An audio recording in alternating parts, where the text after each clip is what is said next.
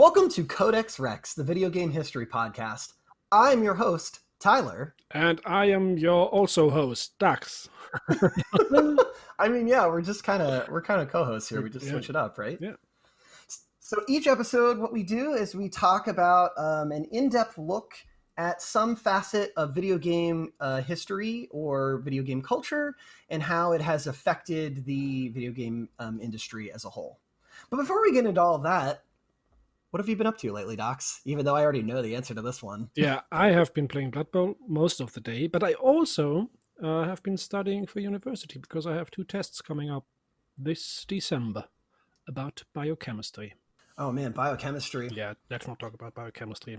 Please don't. I was just going to say that my roommate in college was a biochemistry major, and so I got to be an honorary member of the biochemistry club, and I got to go to all these cool biochemistry things, even though I didn't understand any of it. Nice. And so they'd be like, "Ah, yes, of course," and I'd be like, I'm just here because this place has beer. Beer, nice, awesome.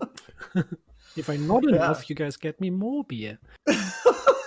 Yeah, right. You've also been playing Blood Bowl, right? Yeah. Oh my God, so much Blood Bowl. So for those of you who haven't been around in the stream or who don't hang out in that aspect of what we do, a friend of ours came into the Discord, I don't know, week and a half ago, and said, "I don't want to alarm anybody, but Blood Bowl 2 is $7 and we could start a league."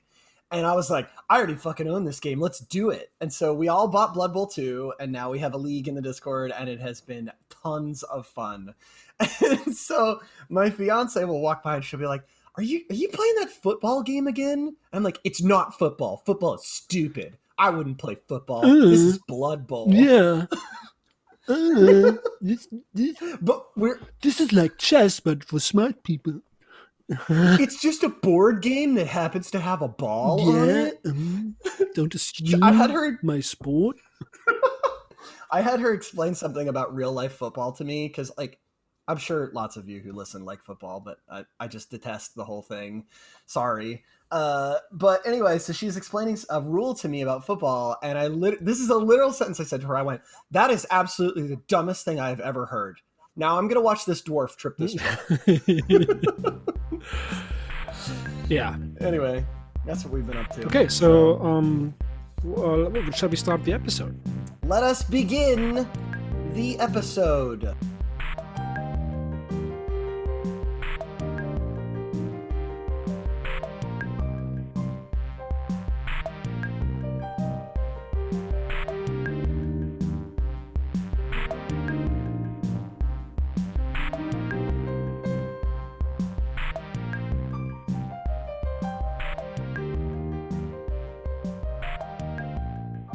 Okay. All right. What do you got? Well, actually, before we begin, I have a couple of little disclaimers. All right. So this is the first thing I want to say before we even do this episode is that I could not have done this episode without our friend Carrie.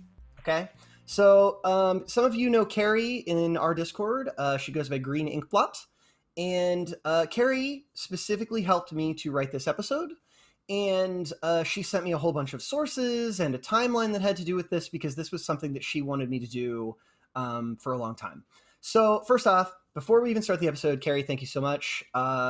She sent me a lot of places to get started. When I had questions, I would ask her. And if she didn't know, she would go and look it up for me. So I just wanted to thank her for that. Thank you, Carrie. Okay. Also, this was a lot of information to keep track of. I am certain that I have made mistakes somewhere in here. So just put that out there. And some of these details are a little murky, and I'll try to note that where I can. Also, another thing I want to note is that we're going to be talking about a specific person in this episode, and almost every time that person gave an interview, it was through a translator. So there may be like translation errors when I'm like quoting this person verbatim, but I just wanted to put that out there. But with those disclaimers in mind, our story begins in 1966. Yasuhiro Wada was born in Kyushu, which is one of the 5 islands of Japan. For those of you who don't know, it contains about 10% of Japan's population. Lots of agricultural production there, and most of their biggest exports are agriculture.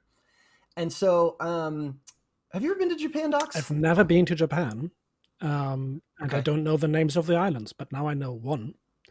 You know Isn't Kyushu. one starts with an H, I think. Oh, don't do this to me. Hon- I don't remember the other ones. Honshu, maybe? I don't I, know. I don't know. Probably. Let's not get into this. This is So before we do this is a really bad time to note that my fiance lived in Japan for 6 months and would absolutely die if she knew that I could not tell you any of the other islands of Japan. would be a shame so if it's really someone funny. told her. It would really be a shame. Good thing she stopped listening to the podcast a while ago.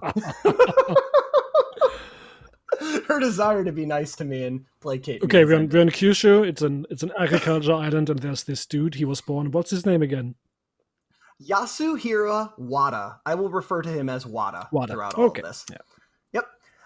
Okay, so it's apparently a very beautiful place to live in and visit. I've been to Japan, but I haven't been to Kyushu. And while it does have cities in it, it's a lot of countryside, agriculture, production, that kind of stuff. This is important to the story. So from what I could tell, Wada grew up in this area of Japan. He said he was born there and he talked about growing up around there. I don't know where specifically, just that he was born there. And he claimed that he always dreamed of leaving his life in the countryside to go to the big city and make something of himself, which, like, pretty common dream, right? I want to get out there and make something of myself. So it was kind of hard to find out things about his life. The gist I get is just that he's a very private person. He doesn't talk about his outside life much. So the only context that I was given about him was like just through interviews from when he was talking about his games. It could also be that there are tons of articles out there about his life and they're all in Japanese, so who knows? So if you find any article listening to this episode, please send them to us because we will probably be very interested in them. Yeah, I would love to hear about that. You can send you could send me stuff like that on my email, which is just vegantylerttv@gmail.com. Yeah, you can also use that to send hate mail to Tyler after the inaccuracy of this episode that you will prove. Yeah, so I was listening to the episode and I was really upset that you said that you like this person, Peter Molyneux, because he's actually the worst and you should never do an episode again. Yeah.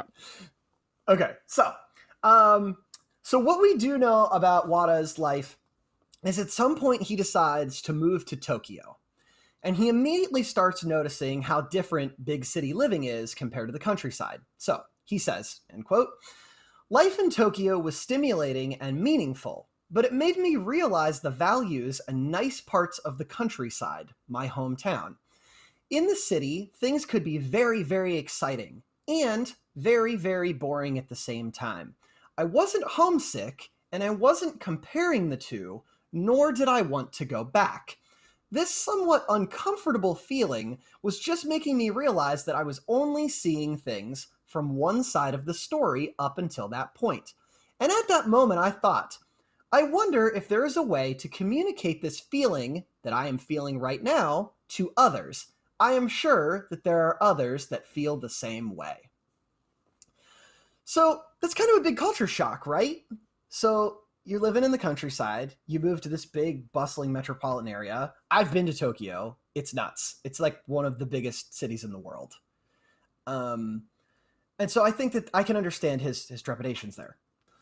Okay, so it was this experience that gave him an idea for a video game. What if he made a game that wasn't focused around combat or violence or shooting people in the face, and instead he made a game about just living in the country? Aww. Just the simple stuff of living in the country. He realized that there were some nice things about living out there that he could appreciate. So he starts thinking about this game, but he doesn't do anything with it yet. So he starts romanticizing country life, and because of that, I already know where this is going. I already know which game this is going to be, but I'm not going to tell you. You're going to keep going, and I have 2 games in my head this could be, but I'm not going to say them. Okay. He ends up, he's in the big city of Tokyo. So what we do know is that he ends up getting a job at a company called Pack In Video.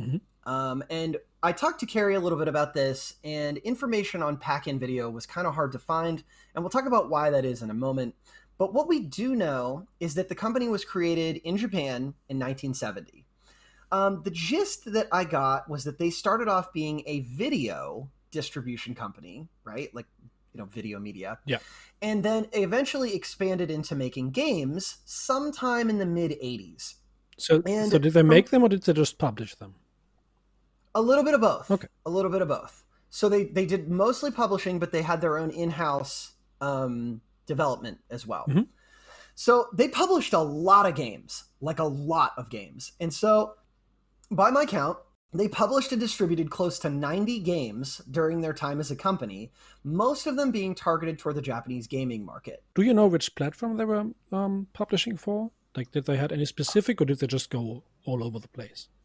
It was all over the place. They did publish a lot of stuff for Nintendo, Mm-hmm. but there were plenty of other systems preluding that. Yes. So, okay. So anyway, there isn't anything official about when he started there, but by my guess, from what he said in his interviews, he starts working there roughly around 1991, Mm-hmm. and by my best guess, he's around 25 at this point. Which, there's your magic number we always talk about, right? The magic video game number. So I guess it's when you get old enough to be kind of self-sufficient, and you have the standing and the experience to kind of start your own thing, and because your brain still works, because you haven't poisoned it away with alcohol and nicotine, you can still pull something off that's kind of okay. I also think it's because that's the time in your life where you're like, at least when I think back, like, I had some of the most freedom, right? Yeah. Like, you have the most time, you're just kind of getting started with your career, and of course it's different for everybody, but for some reason 25 is the magic video game number. It is. So okay, so he works at the company for a while, and I couldn't find out a lot about what he did in the beginning, but from what I can tell, it was mostly just development work, like random development work for the company. And he tried to pitch this idea of this farming game, but they were just not into it. So he works there for a while. When do you start shooting pigs? No. Yeah, I don't even want you to show up to this office unless that game has you literally shooting pigs in the face in it. That is what I will publish. Okay, so you farm these pigs? Can you kill them afterward? Yeah. Can I see their guts on the ground? Pig Slaughter Simulator. Pig Slaughter Simulator, 1992. Highly realistic pig death. You can coming to a store near you. turn it into a Pick it up franchise. at Kmart. Get a new version every year. It's the same with slightly better graphics. Pig Slaughter 7, Make 'em Squeal edition. Nice. Oh, all right, so in 1995, he was credited with being a producer on a game called Magical Poppin'. Okay. Magical Poppin'? Like Poppin'? Magical P-O-P apostrophe N. Oh, Poppin'. The game was developed by Magical Poppin'. The game was developed by a company called Polestar. Okay. And was published by Pack-In Video. Okay, Okay. so Pack-In Video is mostly doing publishing. Yeah. The game revolves around a character named Princess who is chasing after a demonic character. It is a 2D side-scroller kind of thing that was like similar to what we might call a Metroidvania these days, but if we're going to call it a Metroidvania, I'd call it closer to a Metroid kind of thing. Yeah. But it was a Super Nintendo exclusive. Okay. Mm-hmm. And I know some people who have like looked into it, or like it weirdly got big on the speedrunning scene, even though it was never released in the US. This is like in the modern day, right? Maybe it has some sweet mechanics about going faster. I don't know. Yeah. But it got middle of the road reviews. Famitsu, the biggest Japanese gaming magazine, gave it a 23 out of 40. And the reason is that it was a pretty difficult game. It didn't have the ability to save, and it was just generally pretty hard to get around and do things. But it did look nice. The animations were great. It had voice acting, which was kind of like rare for that time. Apparently, there was some famous Japanese adult film person who worked in it, and it was like her debut, like her voice acting debut was this game. That's awesome. Right? But it was just mildly received. So yeah, again, it got really big with the speedrunning stuff. It sometimes shows up at speedrunning events, but for some reason, this game has become extremely rare to find in physical form. And so I did a little bit of digging, and unopened copies in perfect condition sell for 200,000 yen, which is about 20,000 US dollars, roughly in that regard. What? Nice. Magical poppin'. Imagine you invested in, like, you bought like 10 of those and you find them, but you don't know what they are, so you kind of throw them away, and there goes yeah, $100,000. I'll just give it to the I'll just give it to the Goodwill or something. Yeah. All right, so while he's working on this game, and I don't know the exact timeline here, he manages to like build enough clout at the company that he convinces the higher ups to let him work on his farming game. And so he just comes in for the 20th time. I got this farming simulation. Just get in that empty office and stop bothering me about it, okay? You can have the time. Wada, if I see your face one more time talking about the farming simulator, I'm gonna snap your neck. Yeah, and then he got his... There better be the ability to slaughter animals in it, Wada. Yes. I want to see their disgusting viscera puddling on the ground. Yeah. So the idea that he has in his head, all right, is that you could control both macro level things, how is your farm developing, etc., and micro level things like taking care of individual animals, watering crops, etc. So he calls the game Bokujo Monogatari, which could be loosely translated to farm story. Yeah, is it gonna be Harvest Moon? Just asking.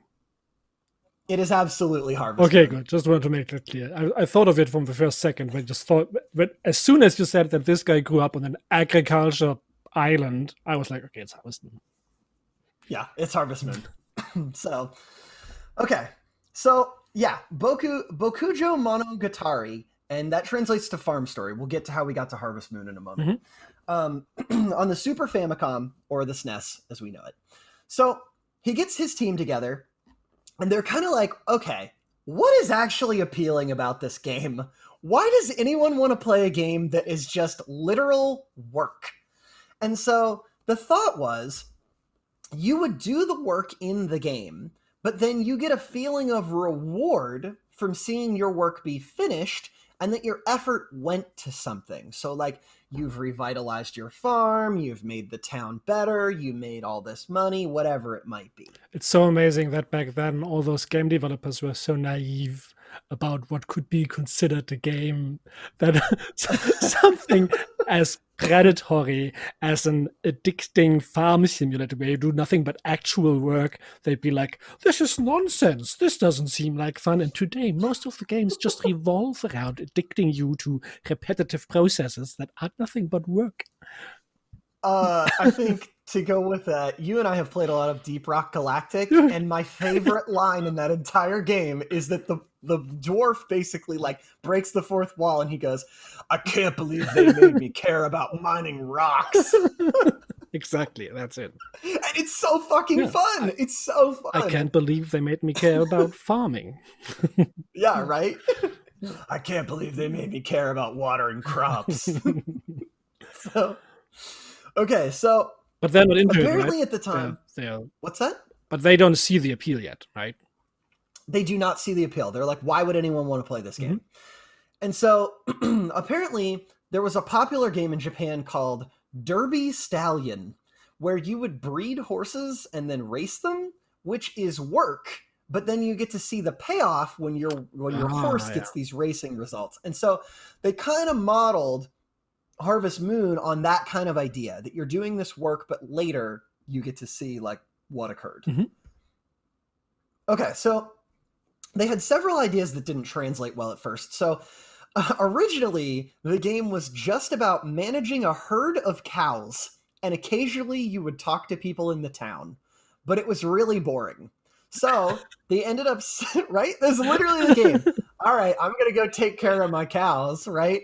Hey, it's Bob from the cow farm again. What up, Bob? Yeah, just taking care of my cows.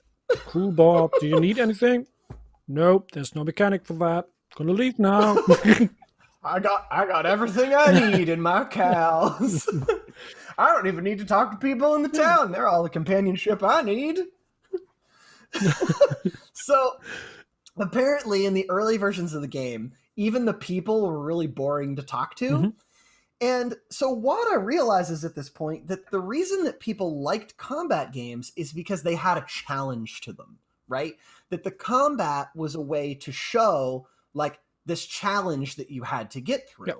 And so Harvest Moon, at least its first iterations, was not challenging. It was just kind of like you were going through the motions and there wasn't really anything for it. So they start adding things that would make the game more interesting. Now you could clear out land to plant crops. You could see the satisfaction of watching things grow.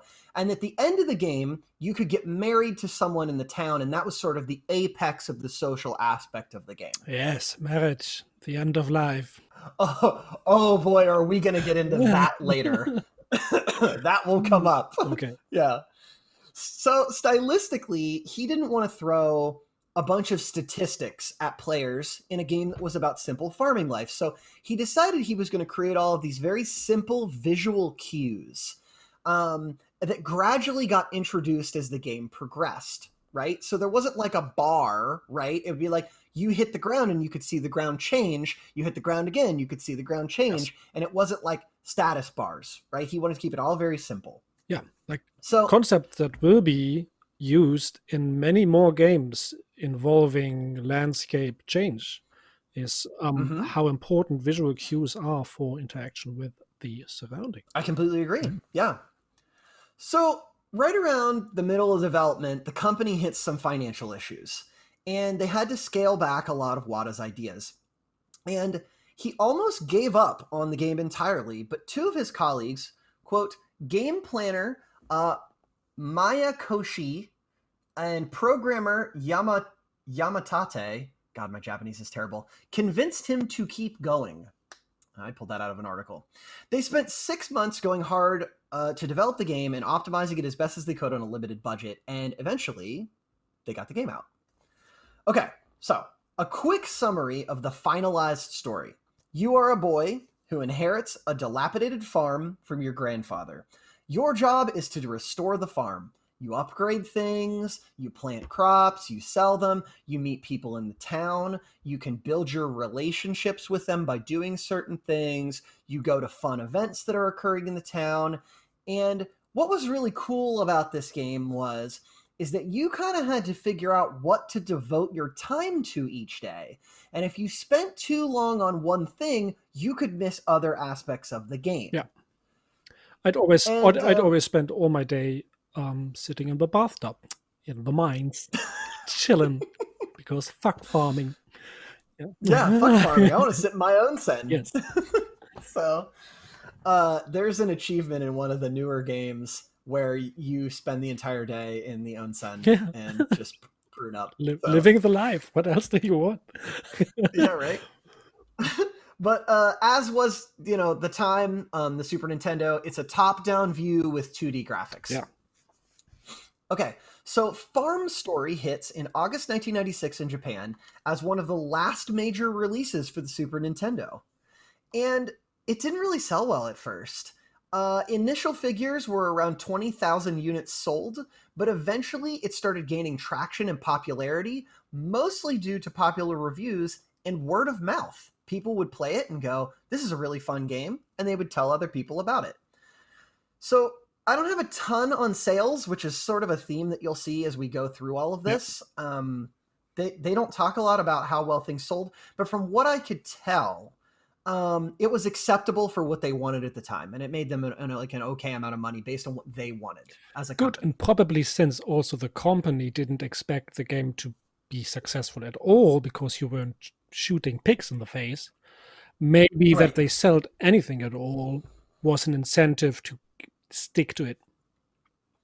Yeah, it could be. So they end up localizing it to the United States and to European audiences under the name Harvest Moon. I played. Harvest Moon. Shall I tell my Harvest Moon story? I love the game. It's one of my Yes. favorite games that I played as a child. Mm-hmm. I had a friend who had a Game Boy. He was so cool because he had a Game Boy. And he had this game that he found was super boring because it was about farming. And I was like, okay, if you think that's super boring, you can give it to me, because my brother also had a Game Boy. But I wasn't allowed to play with my brother's games because he was afraid I'd delete his Pokemon save slots. So Fair. I got my own game from my friend, stole the Game Boy of my brother, put Harvest Moon in, and played that Harvest Moon thing that I was like, oh, yeah, this has to work. And the thing about Harvest Moon is it doesn't really explain to you how to play the game. You just have to go. And I was like, okay, I'm this dude on this farm, and I got tools. What now? and it's true. But it was really fun to just figure out what you could do, like that you could buy like seeds from the town, and you could like make little farms, and there was different things, and there was like obstacles, and you just like, I can't destroy this stone for some reason, but later on you unlock stuff, and that's pretty cool. But yeah, there was a progression to they took it away from me again because my friend was like, all of a sudden he liked the game again and he wanted his game back. And that's when, and I was a small kid then. I was like 5 years or 6 years old. And he took it away from me. And because I was so small, I was unable to remember the name because I couldn't speak English yet, but it was called an English name. And one day I found it again. And that was a good day when I found my addictive farming game again. And some say he's still farming to this day. Playing Harvest Moon right now. You just don't know it. I've never stopped ever since. You're such a good multitasker. I would not be surprised. Right. So they localized it to the U.S. and European audiences under the name Harvest Moon. Yes, and it dropped in the U.S. In June 2017 and January 2018 in Europe. And I think in Europe, they just let a branch of Nintendo publish the game. But in the US, they decided to license the game and publish through a company called Natsume. And the reason I'm telling you about Natsume specifically is because they are going to come up again many times throughout this story. So, a small bit about Natsume. They were founded in 1987 and started publishing games in that sort of earlier era of gaming. And they mostly published products for other companies, but occasionally they did develop games on their own. Mm-hmm. I wasn't able to find much on why they decided to go with Natsume, but my guess is that from some other developments and some interviews, it seems like maybe they didn't have a reliable US branch to work with. And Natsume had been around for a little bit, and so they were like, okay, this company has, a little bit of publishing clout, and they seem like they know the American audience for what we're looking for, so, we'll go with them. So, and Natsume also has Japanese roots, right? I believe so. I can't tell you what it means, but... No, but also the company has Japanese roots, even though they were operating in the US. I don't know, actually, how that company was made. Okay, doesn't matter. I just thought because no, that's okay. Maybe that would have also given them an incentive to work with them because of maintaining national interest in some way, like work with some of your I don't know, landspeople, like as sure. As a German entrepreneur would prefer to work with another German because they knew like there wouldn't be language misunderstandings. Well, that's exactly what I was going to say here is think about this. I think it's easy to assume that they had some kind of Japanese roots. I should have probably looked this up, but they imagine that your whole purpose is that you want to take a game from Japan and translate it to U.S. audiences. You would want a company that can do that adequately, right? Yes. And so a company that understands the language, but also understands you. Yeah.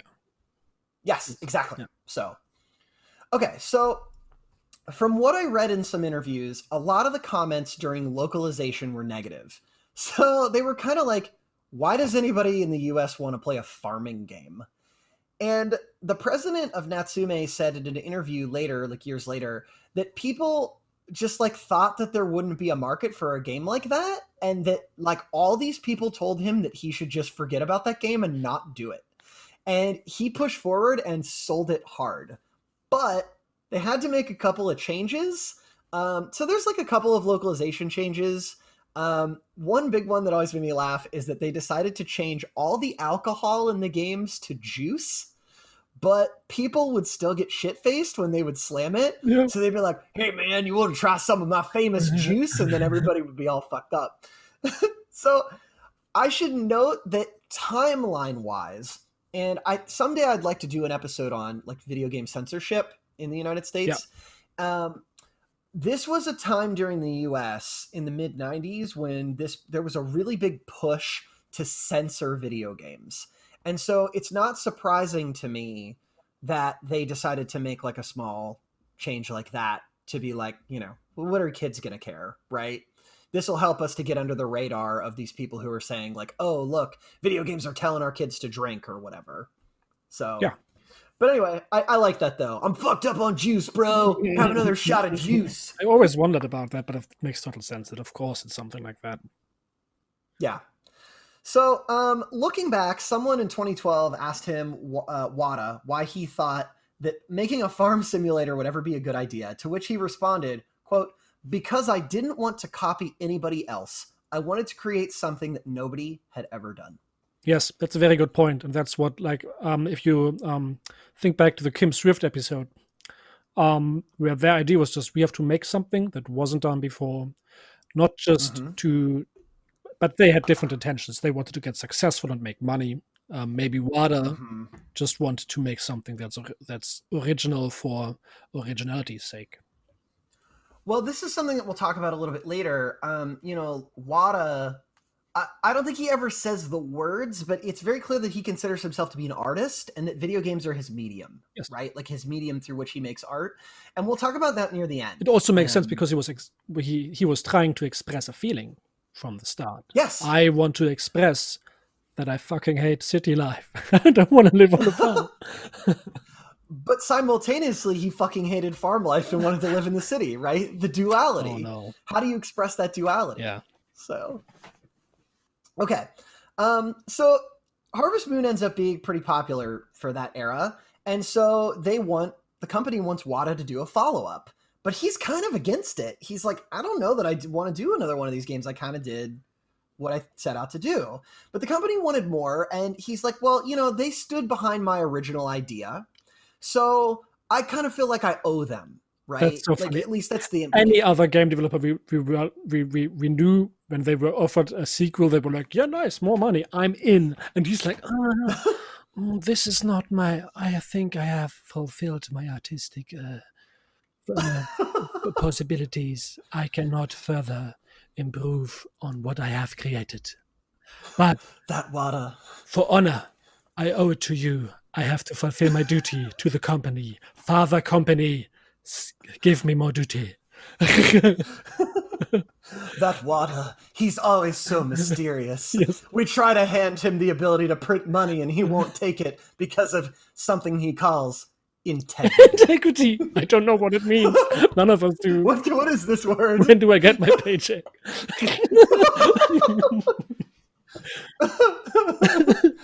So shortly after the game is released, Pack-In Video merges with a company called Victor Entertainment Incorporated, and they establish a new company, Victor Interactive Software Incorporated. Mm-hmm. So remember when I told you it was hard to find stuff on Pack-In Video? It's because right after this, they merged with another company and worked on it. So, okay.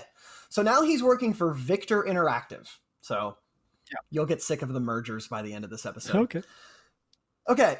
So I won't spend a ton of time on this because you already talked about it and there's not a ton on it, but they decide, okay, well, what do we do next? Let's make a Game Boy version of Harvest Moon. That's the one you played. And so there were a few minor improvements. One of note to me was that they gave you the ability to choose between being a boy or a girl, which you couldn't do in the first game. But what's really weird about this is that they gave you this ability in the Game Boy game, but in later versions of the game, like later Harvest Moon games, they took out the ability to choose your gender. And we'll talk about the weird stuff that comes up with that as we go. So when I was talking to Carrie about this, we couldn't believe that they let you do this early, but then took it out later. So you'll see. Yeah.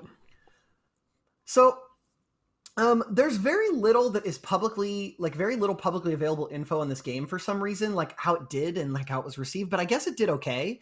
At least that's what I could glean from interviews, because when they talked about it later, it seemed like a success, even though reviewers were mixed on it. Yep.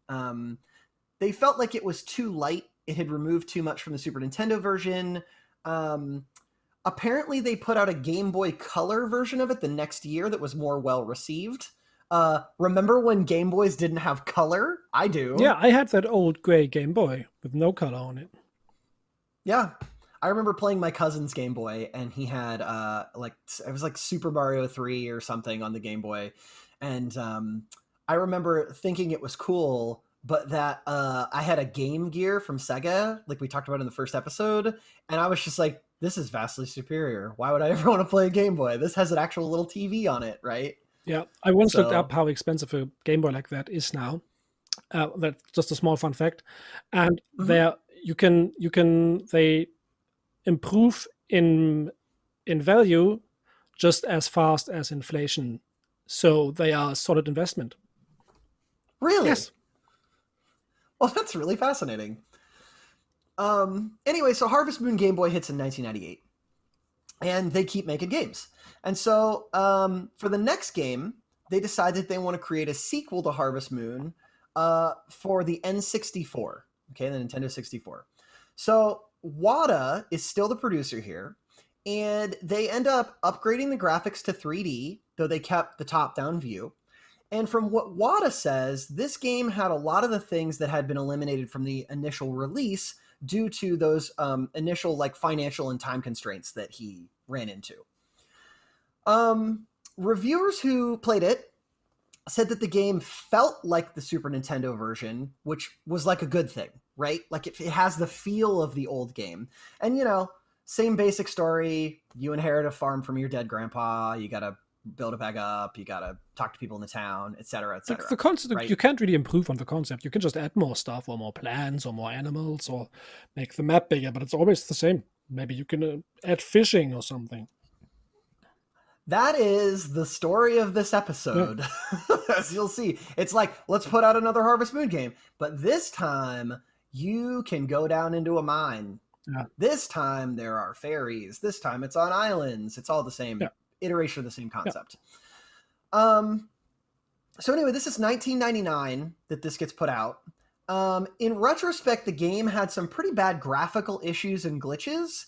The soundtrack was really repetitive for something on the N64, or at least that's what the reviewers thought.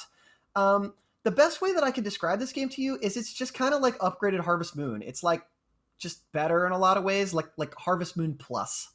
So, but what's really fascinating to me is that even some of the reviewers, even then, because I went and looked up some of these old reviews, they were still trying to explain to people why they needed to play this game, as if like, well, we know you're not going to like farming, but try this out for sure. It'll be awesome. So I read one called, and this was the title of the review, quote, Harvest Moon 64. There's no flashiness here, but if you can keep an open mind, you'll be addicted to this game. Nice. Just like if you start taking addictive drugs long enough, I think that you might get addicted. Just saying. If you keep an open mind to letting yourself become addicted, you will. The thing that makes Harvest Moon addicting, and I think it's very clear because there's still iterations of it coming out and still clones, and that is because you have to do, you always do the same thing. It's a repetitive motion, and if you stop doing it, you will feel that you forget it the next time. So you'd have to take care of. I'll take care of that plant before I turn off the Game Boy. I'll take care of that one cow before I turn off the Game Boy. Oh, I forgot that I also have to do that. Oh, the new day has started because I've got to do everything again. And so you just never stop playing because there's always another day and there's always another plant. There's always something to do. Yeah. Yep.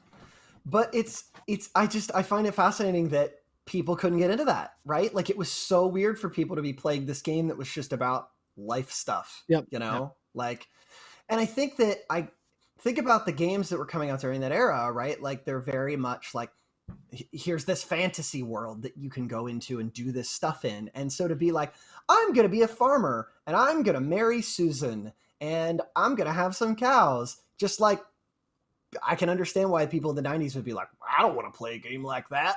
Yeah, so video games always had to have some sort of surreality to it. That it must be clear that this is not the real thing. Or second thing it could be was it's sports. Sport games are fine. Yep, sports games get a pass. Yeah. Blood Bowl. Blood Bowl. Sorry. Dude, you kicked my ass with your lizard men yesterday. You just mangled me. Blap. It's real side note about that. Is this how like normal men of our age talk about sports? Hey, you see the game yesterday? Real shame what happened to Evasive Jay's Goblins. Yeah. Oh, he's four down. That defense was just crazy. Yeah, coach must really up their game, right? You just need to throw that coach out. I mean, couldn't even move the ball. Couldn't pass for shit. What are the players like? Oh my god! If they gave me control over this for one day, I'd wash these guys' heads so hard you can't imagine. You just wait till trading. Once they could start trading players, I think that Ratley Snivelson he's going to be top of the tier list. That people are going to want to buy him. A bidding war is going to start. Oh, it's going to be crazy. Want to talk about Harvest Moon again? Dude, apparently my disdain for sports is coming out in this one. Sorry, everyone. All right, so before we move on, okay, to the timeline of the games, I think it's really important to touch on something we've already kind of talked about, and that is that the core concepts of this game get reused and recycled over and over and over again. So like characters will the same characters will show up in different games. Sometimes assets will get remade. Sometimes they just get blatantly reused. And so like, while not directly, this game is the one that's remade the most, right? Like the concepts from this game are the one that get remade the most, but it's always got some new twist on it. And so I have no other way to say this, but like Harvest Moon, all the Harvest Moons are kind of basically the same game in their own way, right? Like some of the later games are even just straight up direct remakes. Some of them just add a new twist, but they all sort of iterate on that core concept.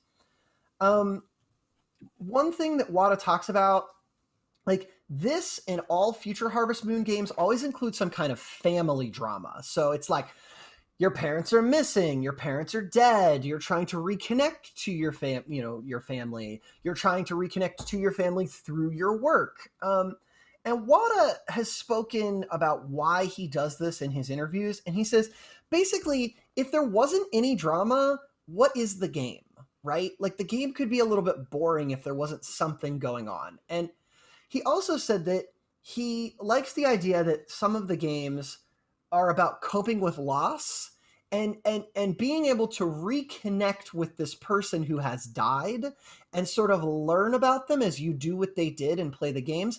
And so like in doing so, you not only learn how to like move on and like carry out their legacy, but also to find happiness, right? Yeah. Like in moving on. That's something I found out much later about the game. It's just like if you read a book several times in your life and it's a different book every time. And it was the same for me for games that are like Harvest Moon, because I like Stardew Valley. I played, but there was still the dead relative that died, and you always inherit the farm.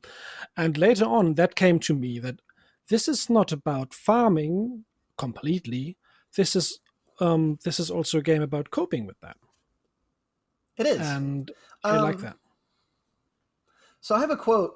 I have a quote here from him that's relevant. Quote, "You have a lot of joy and a lot of sadness in your lifetime. Different types of joy and sadness. Not everything is sad, and not everything is joy. It's just what is in front of you.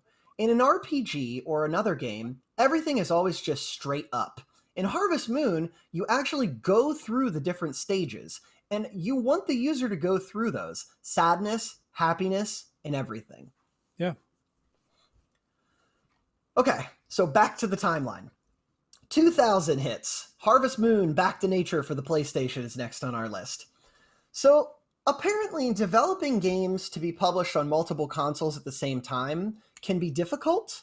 And I think in the modern day, that's probably why you see games taking longer to get out or being released later on different consoles, because they're all sort of their own thing, right? Though I think it's a little easier today than it used to be. Yeah, but they still have to be adjusted to different hardware, which takes developing time.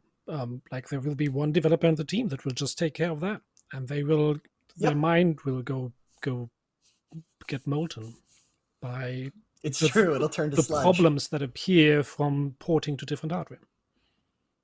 Yeah. So, people can't always afford to buy multiple consoles, though. And consoles can be expensive even today. They were expensive back then, too. Yeah. And so they had a lot of people who wanted to play Harvest Moon, but they owned a PlayStation. They didn't own an N64. Like me. It's okay, because you're an adult now, and you could do whatever you want. Yes, Mom. Take that for buying me a PlayStation.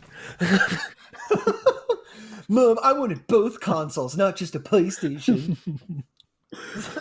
So Wada asks his team, who made the Game Boy version, to make a PlayStation version. And it's not a direct port, right? But it's a remake on the PlayStation hardware of the N64 version. So if you hadn't noticed something yet, Wada has moved on to a supervisory role on these games. And I'm not sure exactly when he takes over like this managerial sort of position, but I'm pointing it out because it is relevant later. So he doesn't develop anymore. Not like he did. Okay.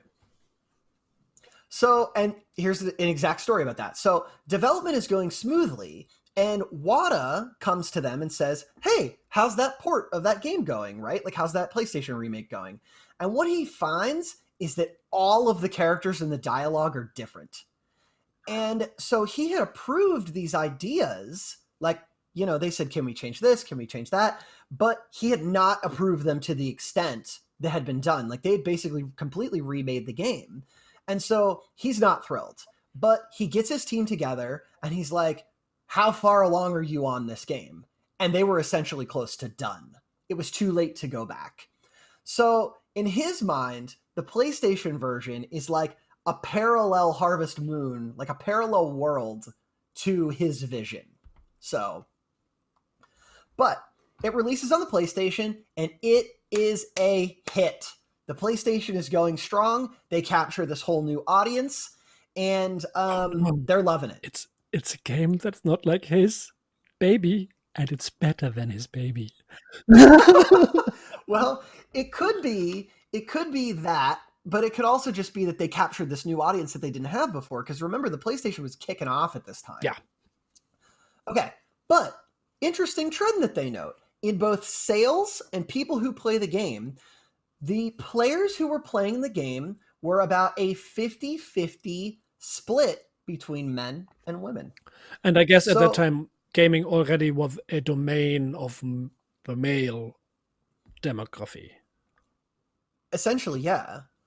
I mean, of course, there were always women who were playing games, but and I'm talking out my ass here, right? So there's no stats I'm quoting here, but the gist I got is that gaming was predominantly considered to be, a male-dominated thing. Which is why they were surprised that for this game it was 50-50. Right, because they hadn't designed the game specifically to be like, let's appeal to a female audience. But there was gender diversity in how, who bought it and who played it. And Wada described it as, quote, an interesting but pleasant surprise. Yes, it is. So knowing this,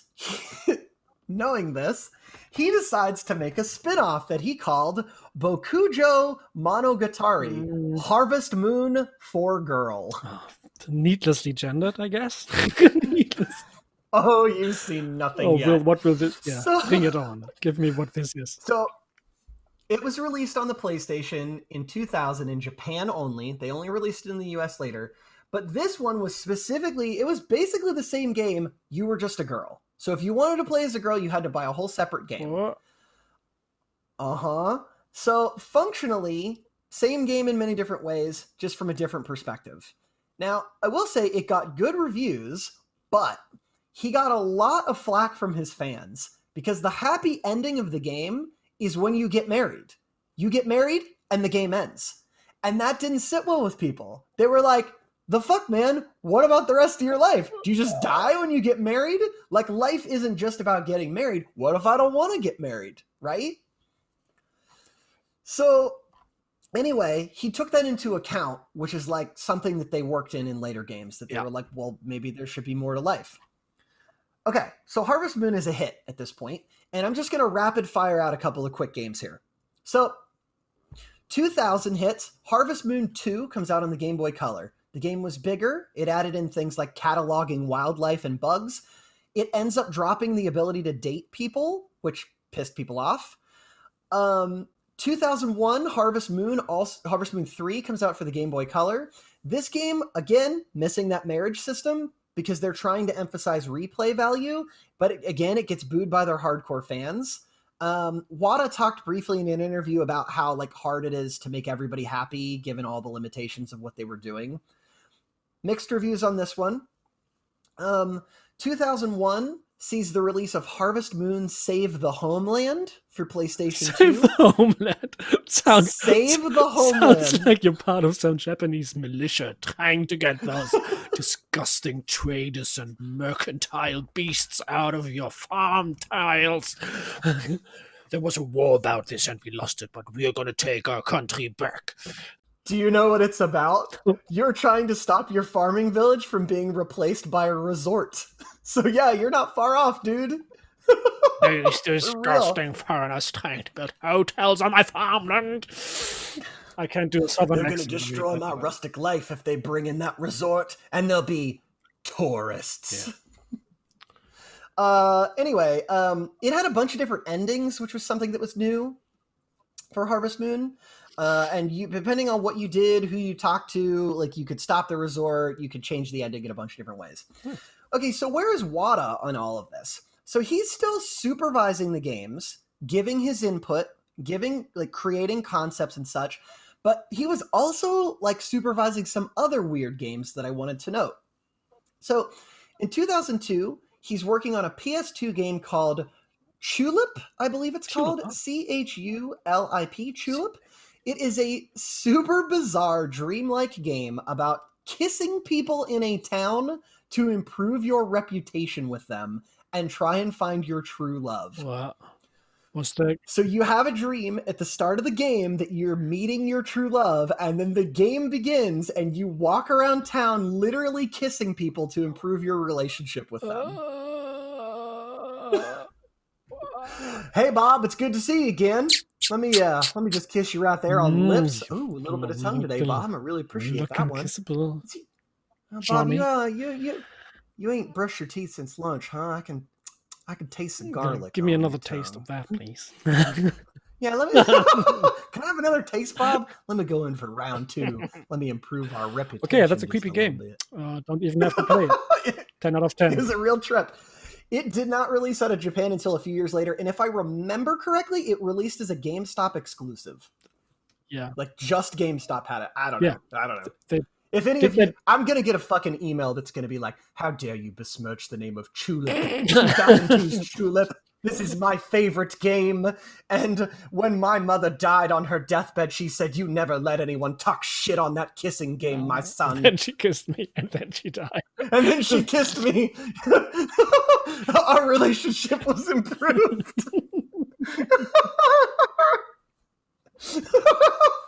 Yeah, if you want to send us hate messages, it's www.twitch.tv/vegan Yeah.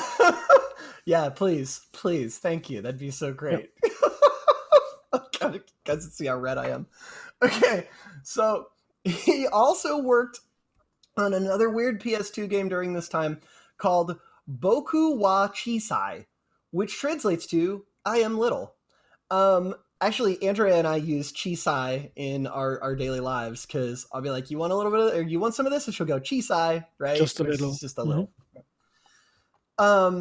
It's a game about a tiny alien that comes to Earth on a spaceship, but is only a few inches tall. So it's like wandering around in its little spacesuit through like someone's desk is a level, right? Cool. Like their bedroom, because they're so little and they're like exploring, like, ooh, look at this terrain, but it's like a kid's bedroom, right? Looked cute, never released in the US. Okay, so on to more company drama, as is tradition. So while this is all going on, we're going to have a little quick detour. At this point, a company enters the story called Marvelous Entertainment. They were founded in 1997, and their business was mostly as a company that released just soundtracks to games. Okay, so they just were like, oh, you made an OST to a game and you want to publish it, we'll produce your soundtrack and make a bunch of CDs of it, right? Yeah, like cool. that's usually what they did. So starting around 2000, they started to work on doing animation, and then they branch out into making games. So why do we care about Marvelous? Because in 2003, Marvelous purchases Victor Interactive, the company that Wada has been working for, and brings them on as a subdivision of Marvelous Entertainment. And they called this subdivision Marvelous Interactive. Okay, so now Wada has gone from Pack-In Video to Victor to Marvelous. Okay? So when Marvelous started in 2003, when Marvelous Interactive, rather, this merger happens, this new branch hits in 2003, they made about 5 or 6 things in that year. And then by 2007, they had 45 people on their development teams, another 45 people in promotion, sales, and development, so around 90 people for this division. And that let them publish over 30 titles that year. Wow, that's great. Apparently, from an interview I read, they said around that time they were bringing in about 50 billion yen that year, or around $50 million for that division. And what's really fascinating to me is that in an interview, they still consider themselves to be small at that time. They're like, yeah, we brought in $50 million last year, but we're just still small time. Yeah, but that's amazing that they grew into such a factory spewing out games. Although I think it was mostly that they were taking other people's games and publishing them, right? Yeah. But they were creating their own stuff as well. So most of the games that they were putting out were titles that were based on manga at the time, and so mostly just focused on a Japanese audience that had read them. But they had started talking about changing their focus to work on more original titles. Okay, more Harvest Moon games. So 2003 hits. Harvest Moon Friends of Mineral Town comes out on the Game Boy Advance, which is, you can only play as a boy. In 2005, if you bought Harvest Moon More Friends of Mineral Town, you could play as a girl. So again, separate games for separate genders. I know, dude. I know. So this game is for girls. Ooh, right? Like, whatever. I'm so glad we're moving on beyond a lot of this bullshit. I think we're moving back into it, but also I do think that there might be a good reason for that, and that is that you don't sell games to children, you sell games to the parents of children, and parents will often think about, hey, do I want to get this game to my kid? And if it says, like, this is a game specifically for girls, Grandma Martin, she will be like, oh, this says it's a game about farming for girls, so little Susie might like it. Or like Grandpa Bob might think, oh, this is a farming game for man to do manly things. I'm going to get this for my son. I approve of this. I will spend my money, my hard-earned pension on this. Yeah, so I think it's a marketing thing. To market, I had never thought of that before. Not to children. Yeah, that's true, because children aren't really buying games, also, right? This is just speculation, but this is the only thing I can think about where this would make sense to do. Yeah. Well, I was also thinking that, you have a background of working with children, and you saw a lot more. Parents totally think like that. They do. It's insane. I remember you telling me stories about parents being like really nervous about like things that their children were doing and like whether or not that would appear as masculine or feminine or whatever. If my kid wears a dress, it will become gay is a legitimate thought that fathers have. I can't understand how that would show up in someone's mind, but it's the case. People think like that, Uh, and it's well, 2020. Believe how, like, just imagine how it was 15 years ago. exactly, Yeah. right? So, yeah, totally makes sense. I will say that these two games are seen to be very good Harvest Moon games, and they actually had a modern port that came out on Steam last year. It was the first time that it had been brought to Steam, I think. I think this was the first one. We'll look here at the end. So, modern port of this game. I tried it out. Someone actually very kindly gifted me a copy. Nice. It was pretty fun. I don't get as hooked on these things as some other people do because I think I am bad at Was them. it maybe about farming? You know, it was about farming. Oh, wow. Yeah. How unexpected. Nice. Yeah. The game about farming that they remade was also about Good farming. thing you tried that out. So now you know it's good. about farming. So now you know. What could this be about? It's called Friends of Mineral Town. Maybe there's a cave full of goblins that mine rocks. I don't know. We'll see.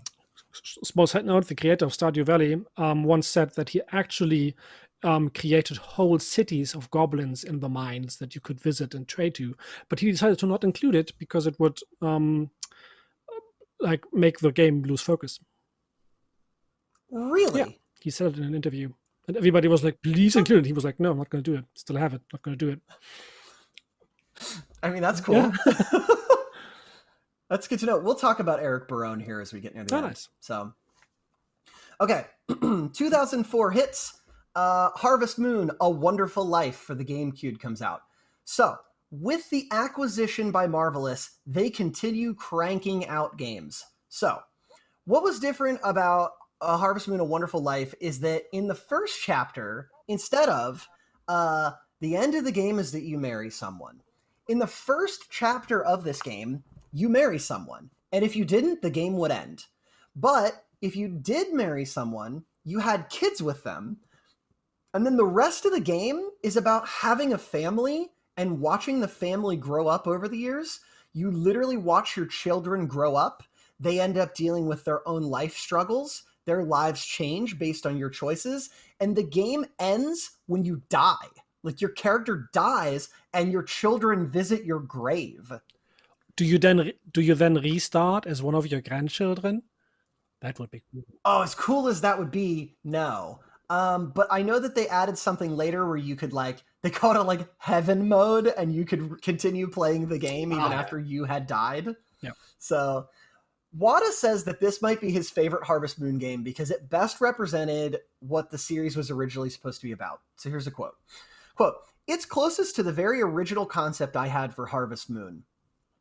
He said, "The original working title was Life Story, Jinsei Monogatari, rather than Farm Story, Bokujo Monogatari. A focus of a wonderful life is leading a full and happy existence from beginning to end. So in essence, it's what I always intended Harvest Moon to be." Quote, "It is impossible to pack one's life into a small package, but the most important thing was to feel as if you were there." Quote. So I really like that. I got another quote here too that's relevant. I chopped up a bunch of stuff he said from different interviews. Quote, "Wanting to make it feel like you were coming back to this world and not wasting time and living it was important to me. In that regard, until this date, I consider A Wonderful Life one of the best titles." It's awesome. It's great that it feels like that. Because it seemed like in between he wasn't too happy about it. Just, I mean, I only got like very slight ideas of what he might have been probably thinking. I don't even know the guy. Sure. But like, he had trouble with the people that were working for him, that were creating the thing that was his original baby game. And right. It's good that he came to the conclusion that the modern technology and the modern way of developing things has given him the chance to make the game that he wants, even though it is like the 20th iteration of something. Side note on this, usually if artists create a great piece of art, they will not do it once, they will create it several times. Like Picasso drew pictures that are very famous like 100 times before he would publish the one that he liked the most. I didn't He know did. that. Yeah, in the one museum in Nice about Picasso, there's like always just one room that has like 20 versions of the same picture.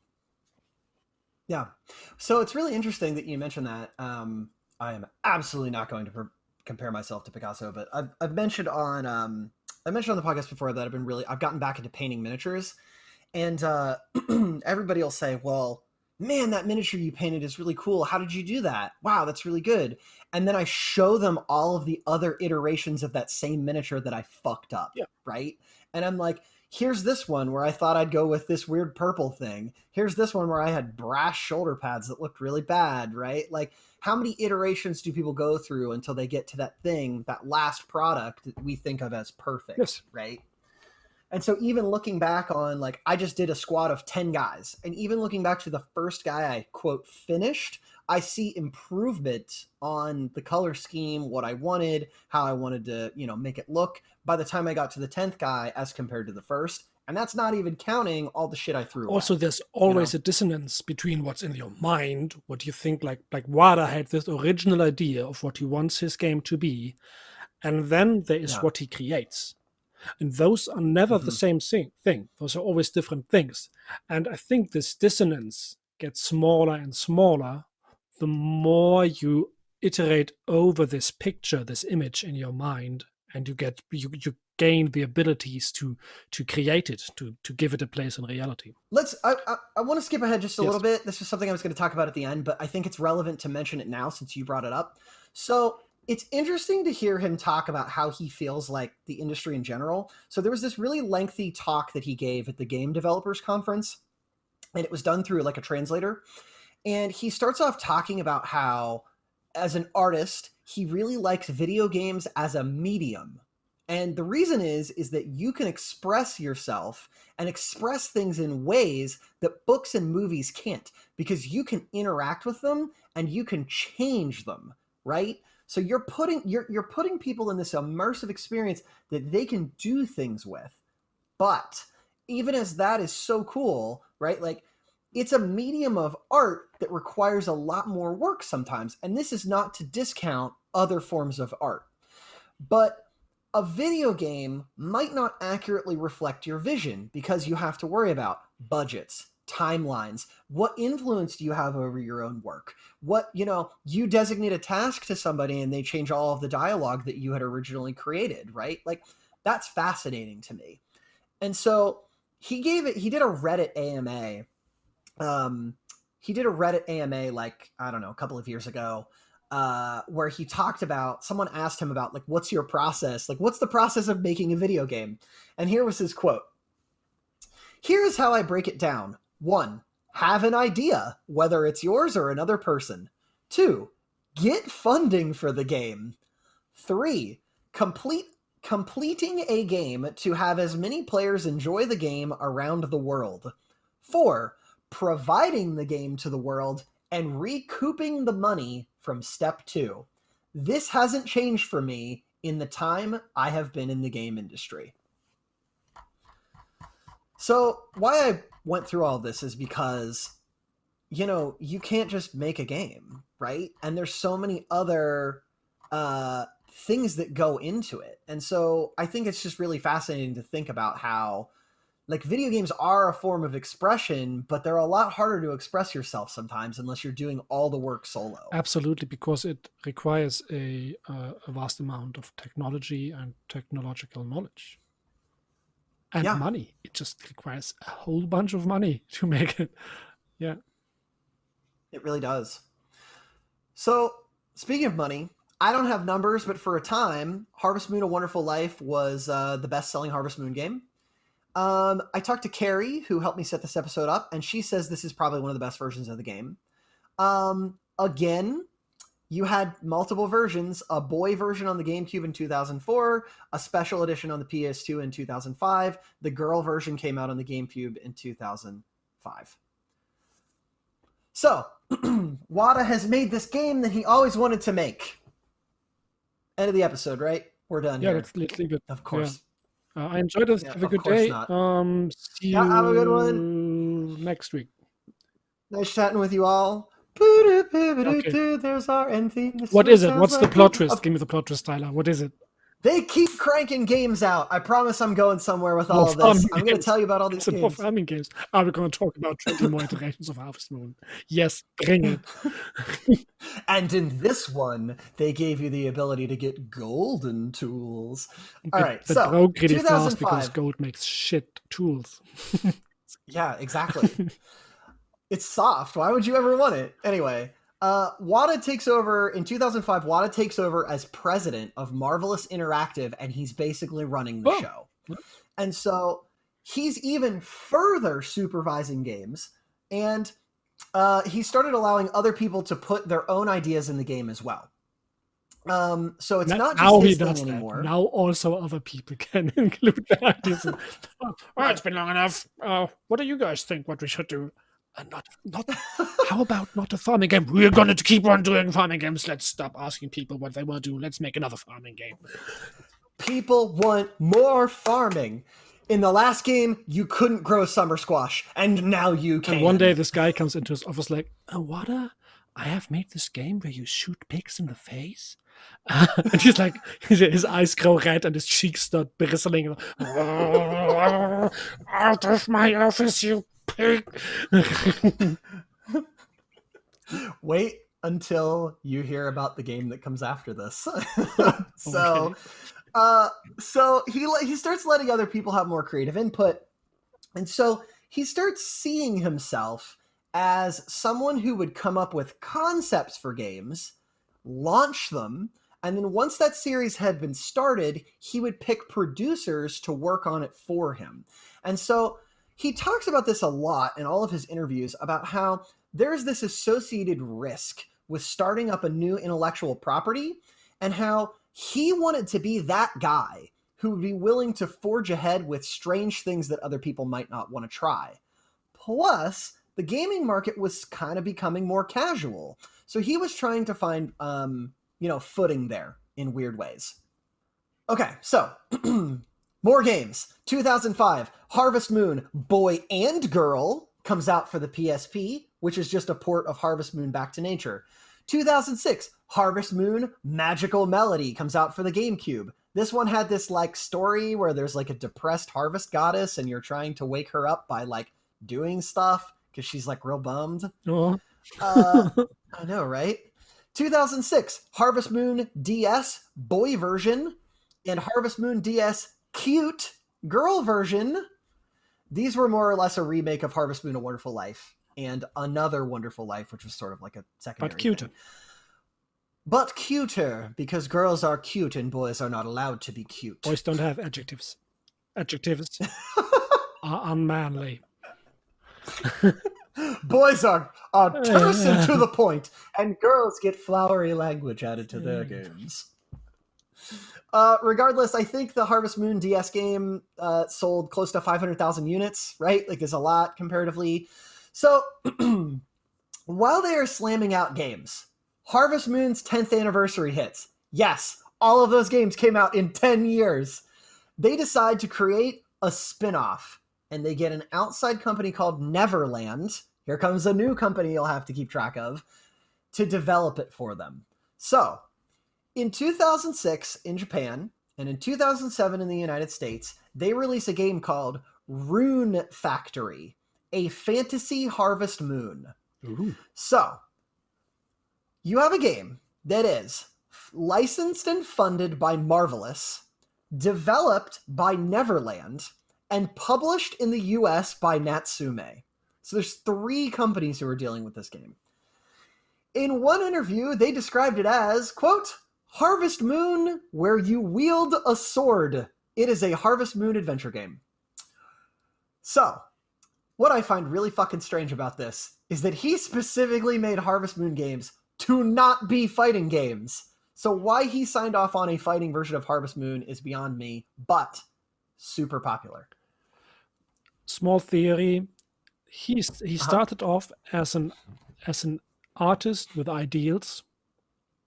Mm-hmm. And as he grew older, because he seems to understand money, because he made this work and he became president and he kept on making money, he started to understand that to make more art, making money is important. So he started opening up to new ideas to make more money, to make more art, because he's like an aged artist. Because I worked with this guy that worked in the theater, and he once said that as he grew older, he started to get more open towards the idea of just making plays to generate revenue, and then to also do stuff that's fun and that satisfies him in an artistic way.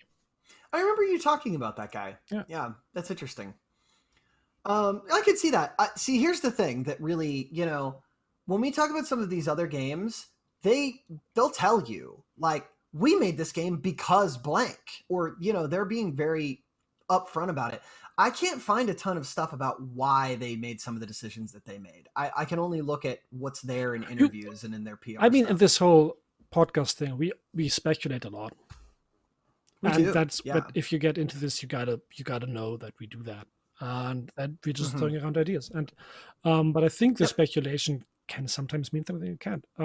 But we had people that openly said that they made games just to make money. Just like, I came back to her again, Kim Swift. She said it. She said, we need to get jobs.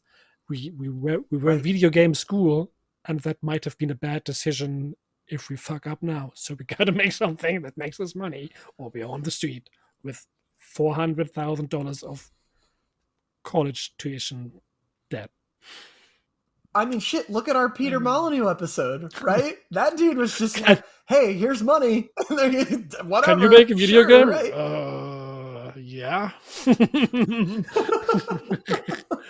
Fuck yeah, I can. It's like 10 video game consoles to you. You are that company, right? That's me. I make games on video game consoles. Sure I do. Yep. Yeah. Hide the beans, Peter. Hide the fucking beans. Don't tell them about the beans, Peter. I will never get tired of that story. I fucking love it. Either. But if you weren't sick about hearing about all these different companies yet, okay, in 2008, Marvelous starts working with a company called Xseed. Okay? I'm telling you all these companies for a reason. Okay. Xseed was created in 2004, and from what I understand, it was apparently made in the U.S. Okay, so it's a U.S. company. It was made in the U.S. by a bunch of people who used to work for Square Enix's branch in the U.S. So, mostly a localization and publishing company. Their parent company was this other company called AQ Interactive. They'll come up later as well. So, Marvelous is now working with Neverland to develop the Rune Factory games. They are also working with Xseed to publish their other stuff in the US, but they let Natsume keep localizing their Harvest Moon games. And so, from what I understand, as they keep putting out Rune Factory games, they let Natsume and Xseed sort of switch responsibilities between them, like they alternate, right? Okay, more games keep hitting. 2008, Rune Factory 2 for the DS.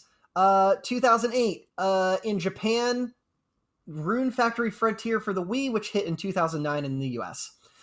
2008, Harvest Moon, Tree of Tranquility on the Wii. If you weren't sick of Harvest Moon games, don't worry, you will be. But at this point, WATA is going even further up the company food chain. I promise that I am telling you this story for a reason. So, 2008, WATA becomes the chief commercial officer of Marvelous Entertainment. He is responsible for operations and creative direction of this entire division of the company at this time. So, at this point, he's so far removed from the games that he's basically just coming up with concepts and handing them off to other people. He is not in the thick of it anymore. So, one example I think of is that he came up with this idea around this time called A King's Story, or I think it's also called Little King's Story, and it's about a boy, and he finds a king's crown, and he puts it on, and realizes that he now has the ability to command other people to do things, and so he uses that to build up a town and like revitalize things. And do the townspeople farm? I'm sure. And will it be about your grandfather that died a while ago? And will you have to manage your townspeople to seed things? Okay, I'm sorry. This was my late grandfather's crown, and by wearing it, I can connect with him psychically and hear his thoughts. Anyway, so basically, he makes a bunch of concepts. Yeah. He passes it off to a guy named Yoshiro Kimura, and he later mentioned that this guy, Kimura, changed a whole bunch of his original ideas, but it was out of his hands at that point. He was too far up the food chain. He couldn't do it anymore, right? And so he's cited as the executive producer of the game, but he really just came up with the original concept. Okay, let's just keep rattling through these games. 2009, Harvest Moon DS Sunshine Islands comes out. A couple of versions of this. The reason I stop here is because Carrie asked me to look up what the differences were. There's one called Sunshine Islands and one called Island of Happiness. They are both essentially the same In game. one you are a boy, in another in another one you are a girl. No, I think Island of Happiness was just an easier version of it. Like, it fixed some things. Wada did concept designs here. A guy named Nakano, who had worked on the second Harvest Moon, took over as producer. 2009, Harvest Moon, Frantic Farming on the iOS comes out. It's published by Natsume, but developed by a third party. It's like a fucking puzzle game. Harvest Moon Animal Parade comes out on the Wii in 2009. Now, I'm going to do a little bit of a Quentin Tarantinoing here and tell you that this is the last Harvest Moon game that Yasuhiro Wada had any involvement in. He's got all this other stuff going on, so he's the producer again, but had less of a role. And so he realizes that this is going to be his last game. We'll talk about why later. And he decides he wants to bring in like as many of his old friends as he can to work on it, knowing it's probably his last. I won't get into too much of it. He still says Animal Parade is one of his favorites. He thinks it stacks up to the original theme. So, 2010. Yasuhiro Wada resigns from Marvelous, citing personal reasons. He steps down as his post as director and chief creative officer. He claimed he would have a small role in the company as an advisor, but decided to leave on his own terms. So, at this point in the story, Dachz, we have a divergence. Wada is going to leave our story. So what I'm going to do here is I'm going to finish up talking about what's going on with Harvest Moon, and we will catch up with Wada at the end of the episode. Okay. Yeah. Okay? Wada's gone, right? That must be the end of Harvest Moon. Fuck no, we're going to milk that cash cow as much as we can. So, 2009, Rune Factory hits for the DS. 2010, Harvest Moon DS Grand Bazaar. 2010, Harvest Moon Hero of Leaf Valley. 2011, Harvest Moon Tale of Two Towns on the DS and 3DS. 2011, Rune Factory Tides of Destiny on the Wii. 2012, Harvest Moon 3D, A New Beginning. 2012, Rune Factory 4. They are cranking them out. But unfortunately, at this point, the company making Rune Factory goes bankrupt.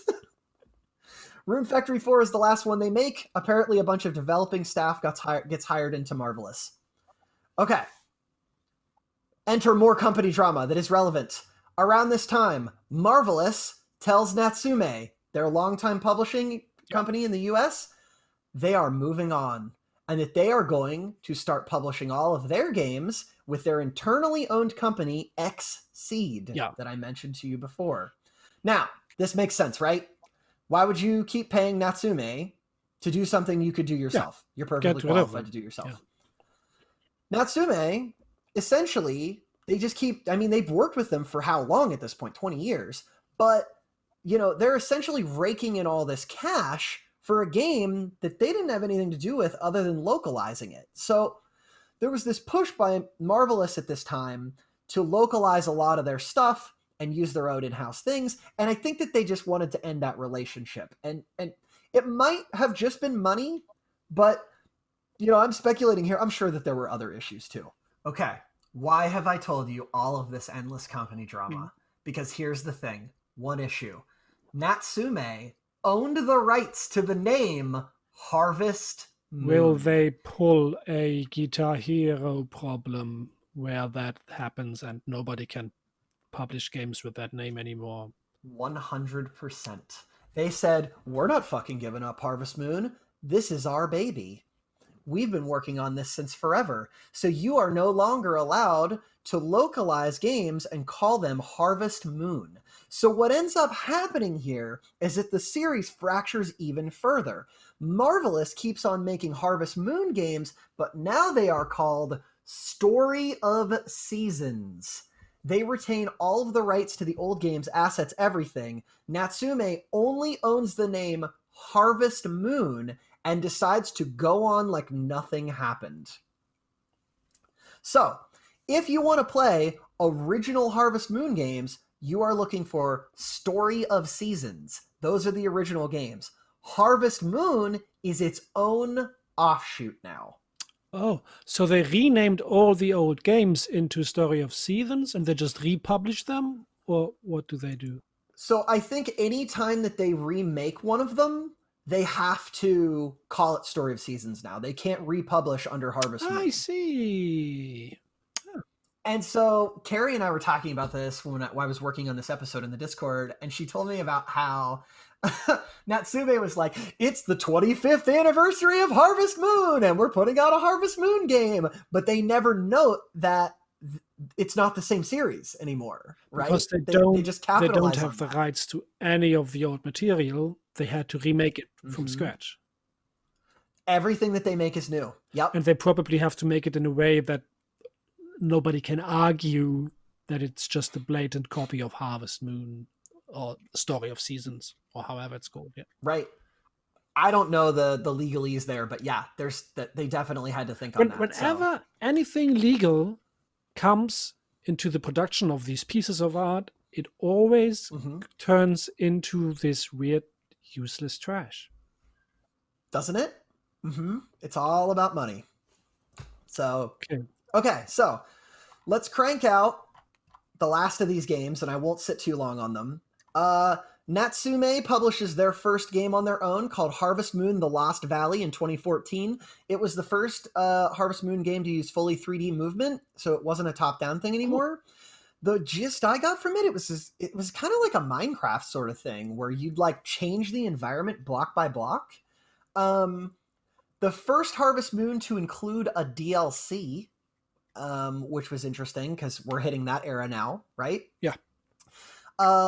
2015, Xseed and Marvelous put out the first Story of Seasons on the 3DS. It was originally called Harvest Moon: Connect to a New Land before they split with Natsume. And then let's just rapid fire the rest of these. 2016, Natsume puts out Harvest Moon: Seeds of Memories on the iOS and Android. 2016, Natsume puts out Harvest Moon: Skytree Village on the 3DS. Xseed in 2017 puts out Story of Seasons: Trio of Towns. Natsume in 2018 puts out Harvest Moon: The Light of Hope on the Switch. Apparently, this one kind of set some sales record at Natsume, like the best sales they'd ever had on a Harvest Moon game.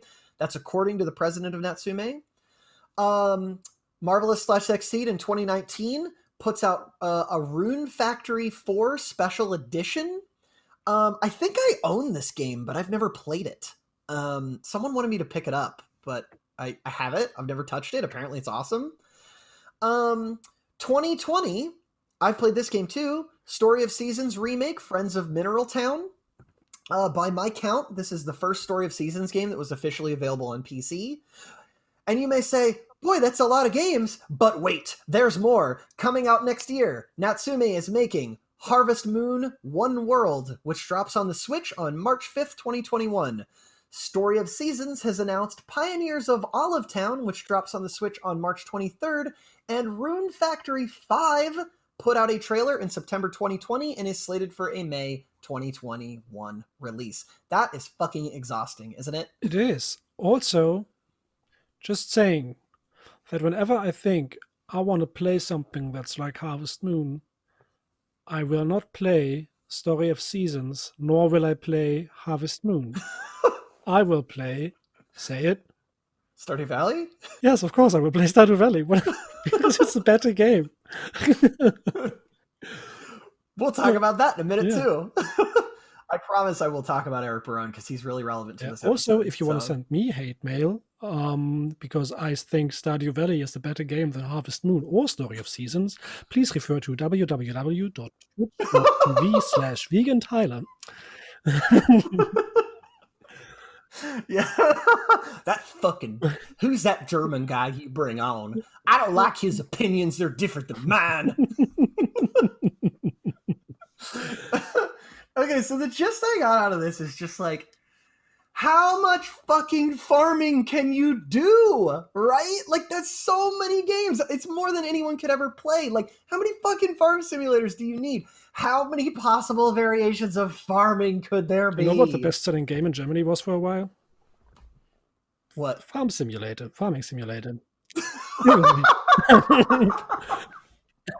course. That game looks so boring to me. It must be pretty cool. I watched one of our friends stream it for a while, and he spent an hour with a thresher just driving over crops. That was all he did. He'd just drive back and forth, and crops would get put into a thing, and he'd be like, "Oh, yes, that's a good yield." And I was like, "This is not a game for me." Like, but again, right? Like, I totally get that. There's like a zen. Absolutely. To it, right? I think that's why you buy it. You're like a 35-year-old dude or a 35-year-old woman, and you work all day in this shitty office where you hate everybody, and you just want to come out and wind down farming some stuff. Right? Like, oh, yes, my soybeans are doing well this year. Yes. Yes. What a good harvest.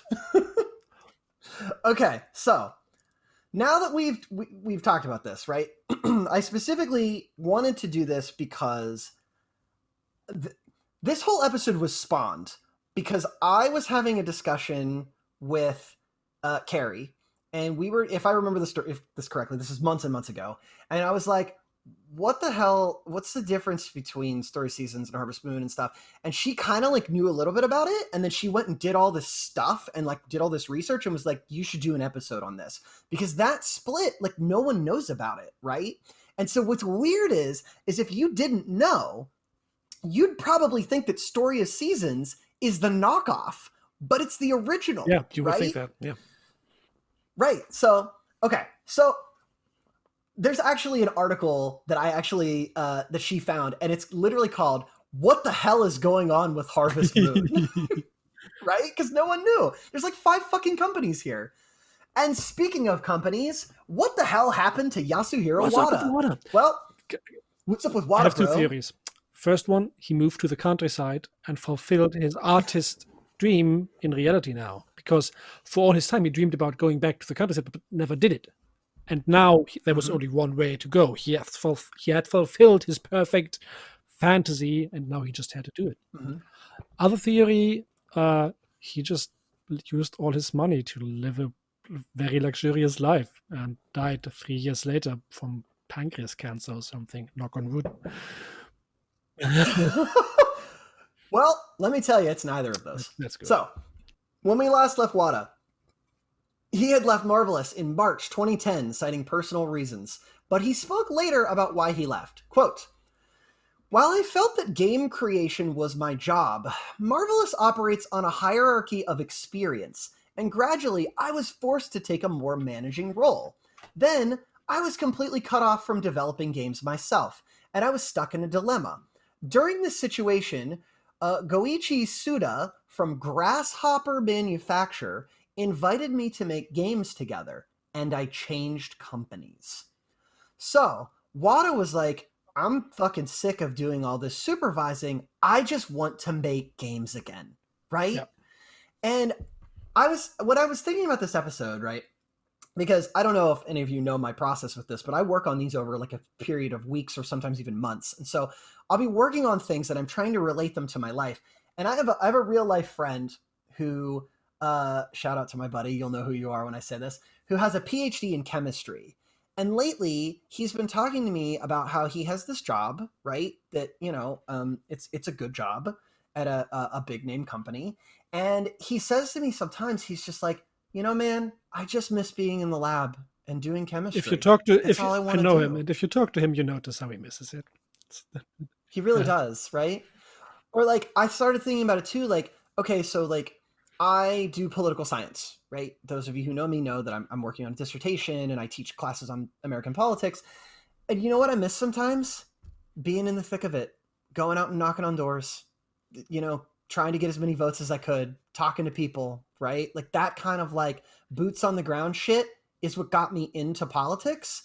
And I miss it sometimes. And so I don't know if it would suck now that I'm in my 30s, and I'm not a spry 20-year-old anymore who couldn't go to the bar with my friends afterward because I was too young. But like, I just think that there's something to like, I see how it worked with him is that he just loved making games where he could express himself, and suddenly he's handing off his ideas to other people who changed them. So did he make new games? He did. So let's talk about that. So do you remember I mentioned that guy who worked, he handed off the story to A King's Story is what it was called. Yes. His name was Yoshiro Kimura. Yeah. Well, they both leave Marvelous and they go to this place called Grasshopper Manufacturer in October 2010. So Wada works there a little while and realizes he's running into the exact same issues that he had at Marvelous. There were already a lot of developers there, and they go, hey man, you've been in the industry for a while. Guess what? You're a manager now. And he's like, well, wait, I just fucking left this, right? So here's his quote. With that experience, I realized that at my age and with my resume, I would end up taking a managerial role no matter what. Yet I still wanted to make games. So I thought the only way would be to create my own company, which we now know as Toybox Incorporated.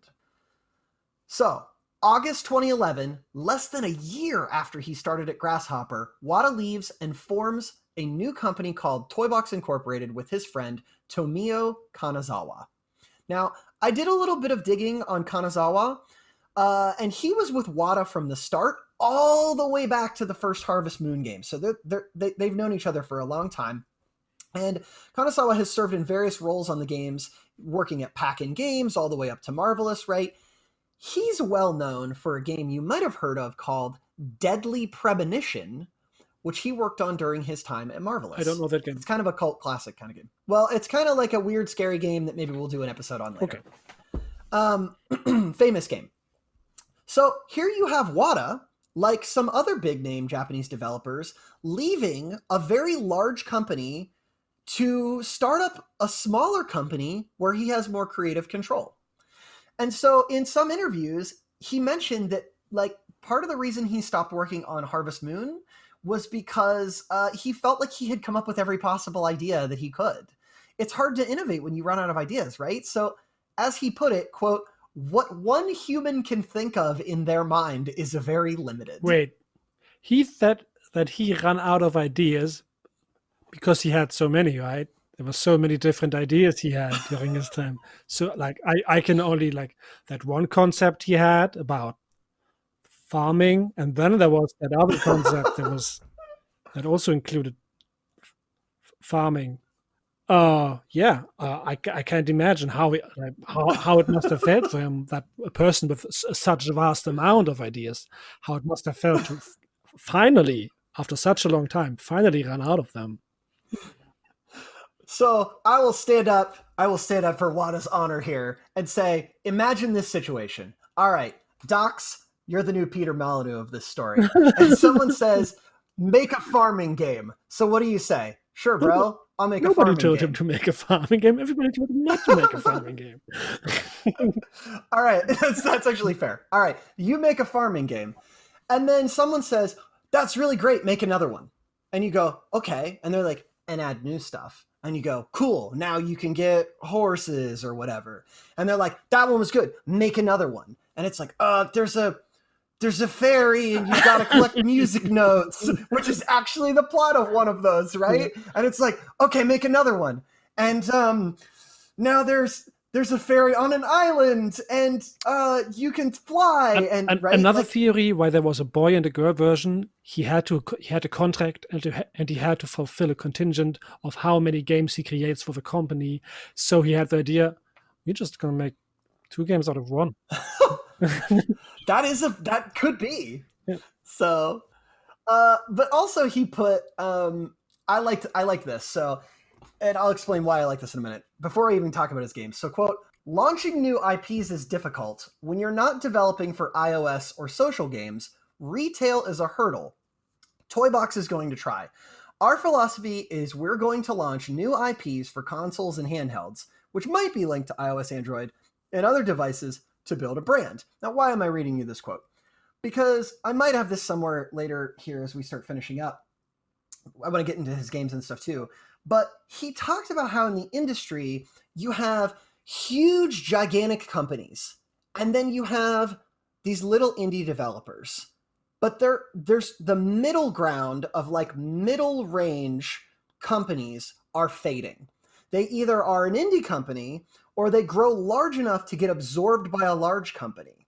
And so in his mind, he wanted to tread that middle ground, be big enough to throw their weight around and start some different new intellectual properties, but not so small that they couldn't like fund all of their ideas. Does this make sense? Yes. Okay. So what did Wada get up to now that he has this new company?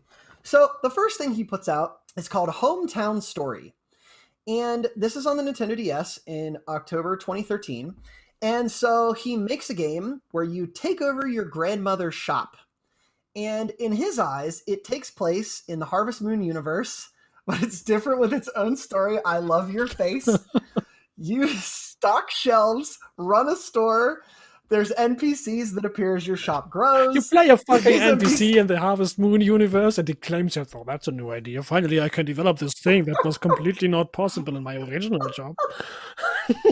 Wada left 2 jobs to get his own thing and makes a fucking Harvest Moon game the first thing out.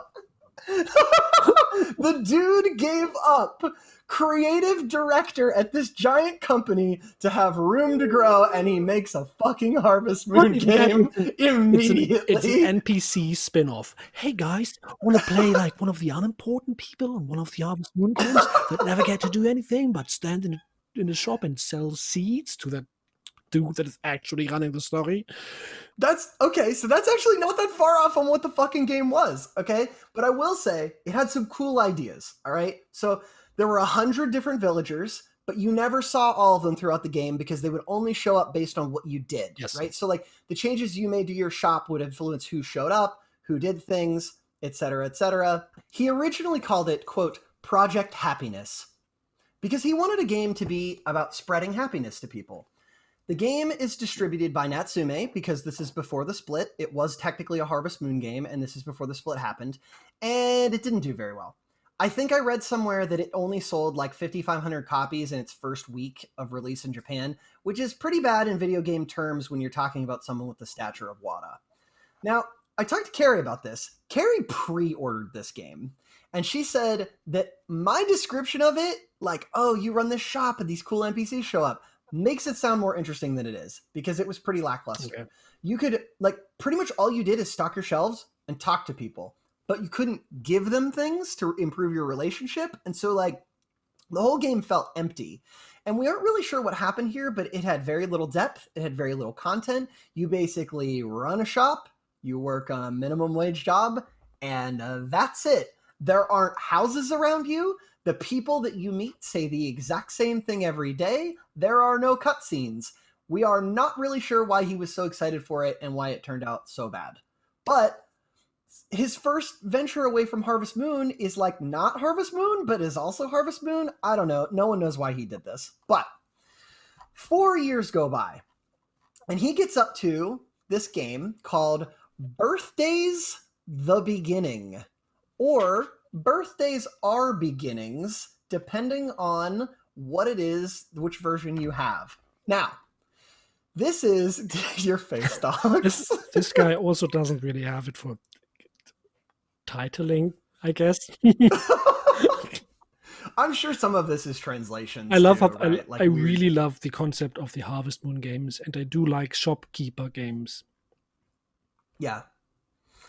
So what's Birthdays the Beginning? It is a god game where you have a cube-shaped world on a grid.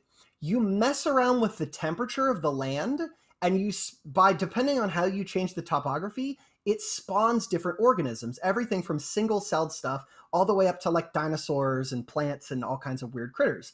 And so You have this macro mode where you zoom out on this weird cube you can rotate, and micro mode where you can zoom in and tinker with stuff. And so it's nothing like a Harvest Moon game. It's an environment simulator. Yeah, that's pretty cool. And so you can keep a log of everything that you figured out how to create as you mess with the topography and the temperature and figure out what can spawn. And so he says he was inspired by a Japanese children's manga called Doraemon. Anyway, where the character has tools that people in that universe can use to create their own worlds, and then they can mess with them, right? And so it's a sandbox game. And so on the topic of how this is different from all the other stuff he's done, in an interview he did with GameSpot in 2016, quote, "But you mentioned Birthdays is a little different than Harvest Moon. It actually isn't." Pause, because of course he can't get away from it. Both deal with creation in their own distinct ways. Let's just say we zoomed in on the world we create in Birthdays further than what you are actually capable of. What you'd see there, that would be Harvest Moon. From that perspective, you'd be zoomed in on a farmer's daily life. But with Birthdays, you're zoomed out, creating things on a bigger scale. But it's the same thing. End quote. Okay. So apparently, they put out a version on the Switch in 2018 that's just called Happy Birthdays. And that gave it more like a game and less of a simulator. They improved a bunch of stuff. I guess they got really bad feedback in the beginning. It didn't do well, and they tried to incorporate some new things. They tried to like direct you to ways you could do things, and like, oh, if you want to spawn this critter, do these things, right? Like, I also think just calling it Happy Birthdays is a much better title than Birthdays: The Beginning, right? Yeah. But I watched Carrie play a little bit of this in the Discord. It was pretty interesting, but here is a relevant quote, a relevant thing to us. I'm reading some stuff about this game, and I came across an interview where he was talking about what his inspiration for this game was. He mentioned that while he was growing up, he was really into simulator games. Specifically, he name drops Sim Earth, Sim City, and, wait for it, Populous. Yeah. But people would watch him play Populous and talk about how complicated it was and how it didn't look fun to play. So he wanted a game with an easier learning curve that was still complex. Yep. And so he has said that he's really into making simulation games, and that's what he wanted to focus on as he moved forward. It's just he started organically specializing in his own things, right? Quote, "I always want to create games with unique concepts. In a way, that's part of why I keep creating simulation games." Quote. But, quote, "I have met Peter Molyneux, and I was able to chat with him, but it was nothing concerning Birthdays. It was more so a starstruck fan meeting an idol of theirs for the first time than a discussion concerning development. It's really rare to get an opportunity to talk with other developers about creating games." So, Wada loves Peter Molyneux. He thinks he's like the fucking best thing since sliced bread, and was like, oh my god, I get to meet Peter Molyneux, the guy who made Populous, right? But he's like, he has so many more games than Peter ever did, right? Like, I find it fascinating how he attributes all this stuff to Peter, right? So Carrie and I, we actually looked at some of this stuff. We talked about how you can change the terrain a lot. It is similar to Populous in some ways. Carrie called it, and I liked this, baby's first Populous game. So anyway, all right. His most recent game is called Little Dragon's Cafe. It came out in August 2018, and it released on the Switch. You and your twin sibling are responsible for managing a bed and breakfast after your mother falls ill. A weird old man appears and gives you a dragon. Your job is to forage and collect ingredients to make better stuff for your cafe. You cook recipes, you serve your guests.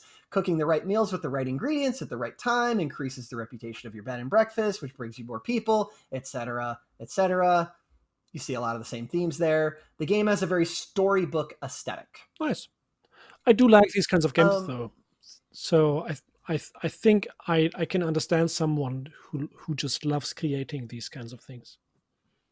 Yeah, and he knows that he's good at them, right? Yeah. Like, he's talked about how, like, he realized that that's what he wanted to specialize in, and that was the kind of things he wanted to make. What's interesting about Little Dragon's Cafe is there isn't really a time pressure like you have in the Harvest Moon games or Story of Seasons. I guess at this point, you don't have to water crops or anything. There's no farming. The plot just kind of progresses at its own pace based on like, did you complete story goals? It's just a laid back thing, right? You feed a dragon, it turns into different stuff. You fly around. It got okay reviews. People were really unhappy with how bad the load times were. It's paced kind of strangely. It's kind of middle of the road. Okay. But reviewers were like, yeah, Wada's making cool stuff, right? It's innovative. I looked at some Steam reviews because it's on Steam. Off the cuff, they were pretty bad. They're like, yeah, this is cute, but it's not worth your money, but that's up to you. Yeah. And other than that, Wada worked on a producer as a few other things at the company, but like the games I just mentioned are pretty much like really all that's worth talking about. And I haven't seen much about Wada since. So let's talk about the legacy of Harvest Moon. So what has Harvest Moon done? So first off, Wada said anecdotally that a lot of people in Japan, because of his games, were inspired to get out of the city and go check out what farming life was like. And he says, you know, it's not just about appreciating farming, it's also about preserving, like he always thought of his games as like showing people this other side of the world so that they would appreciate nature more. And here's what he says, quote, "I'm not pushing to go back to the countryside life. I want to tell people that you need to take care of the nature in the forest. And since everybody's going to the cities, there's no one in the countryside and nobody is taking care of nature." Yeah. So Wada thinks that the reason that Harvest Moon stuck around so long is just that, and I will give him credit for this, they were always willing to communicate with fans on what they wanted. They could take criticism and build on it. Quote, "Whenever we challenged ourselves to a new idea or concept, they provided feedback." And, you know, this guy essentially created the farming game genre that we know of now, that we're just like, oh yeah, that's a farming game, right? Yeah, absolutely. Like, that's something that I think, especially by publishers of the time, was just not accepted. So, by him pushing through his superiors, he was the first one to push through. Yeah. So I thought what we would do at this point in the episode before we finish up is just take a couple of minutes and talk about a few games that came to mind for me that I don't know if would have existed if Harvest Moon hadn't existed. And so I did this in a chronological order, but the first one is, do you remember Farmville from 2009? Like, man, that fucking game took off, didn't it? For those of you who didn't know, it was this highly annoying Facebook game that would let you build a farm and grow crops and stuff. I thought it was annoying because my friends were always trying to send me notifications on Facebook to play it with them. It got so big that South Park did an episode on it, which, like I said, is always my metric of how big a game is, right?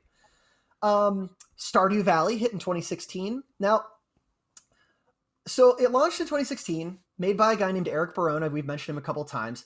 I think that Stardew Valley is maybe the best successor to the Harvest Moon format. And I won't get too far into this because I like Stardew Valley so much that I think Stardew Valley deserves its own episode. But in my mind, Stardew Valley is the best representation of this idea. Yeah. And so there is a really cool interview out there. It's like 16, 17 minutes long, where Eric Barone and Wada met up to talk to each other about their games. And I strongly encourage you to look it up. But here's what Wada had to say about meeting Eric. Quote, "I actually met Eric Barone recently. I told him I was very happy. Instead of Harvest Moon being forgotten, it has become powered up and it has gotten even better. It is still living on, even though I'm not working on it anymore. I'm really happy that's happening." That's awesome. He also had a little bit more of like why he thought that might be. And he says, "The first version of Harvest Moon had the biggest map grid out of all the games and provided the most freedom to the players. As the games got newer, the grids we were working with got smaller and smaller, reducing the freedom that you had. I'm not saying that this is bad, but the series had evolved in a different direction. There were more characters, the animation got better, the graphics got better, etc. But the freedom of the series decreased as those improvements were made. After seeing Stardew Valley, I feel that it carries on the legacy of the original Harvest Moon very well because of the freedom that you have in it." You played a lot of that game, haven't you? I did. And I always enjoy that kind of freedom. It doesn't tell you what to do, and it also doesn't tell you how to do things, which in the Yeah. beginning makes it rough, but it makes you enjoy it even more because everything you achieve in these games is achieved by yourself and by nobody else. Yeah.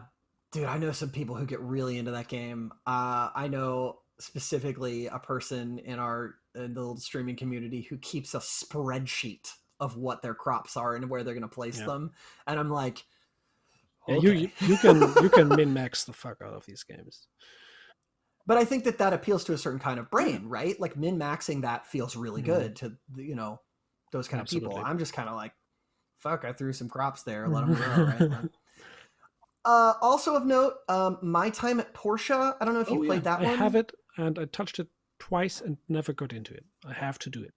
Yeah, I played a bunch of it. I kind of think of it as almost like a 3D Stardew, but different. My fiance got super into that game. I mean, just hundreds of hours. Lots of similarities. I'd say that the difference there is that it's fully 3D, and the main goal is crafting, while farming is like a subsection of that. So like if Stardew is the farming side, Porsche's like the crafting side. It's just a different focus. It also had more combat in it, I thought. Also, couldn't one say that even maybe original Animal Crossing might have been at least slightly inspired by Harvest Moon? How so? It's a game. It's a game about peaceful coexistence in a town. You have your own kind of island. You can kind of have crops. You can interact with others and trade. It's um, rather non-violent game within a countryside-like community. Well, it's not as the Yeah, connection is not as close as it would be to Stardew Valley or My Time at Porsche, but I think I see it. I can see that too. Yeah, that kind of game where you're just kind of living, right? Just having a life and Yeah. doing things. One last one that I had was Graveyard Keeper, which came out in That's 2018. I know you've that's played that, right? totally Harvest Moon, but with corpses. Yep, with bodies. But it's exactly the same. You also have a town where you Yeah. get supplies to take better care of your corpses.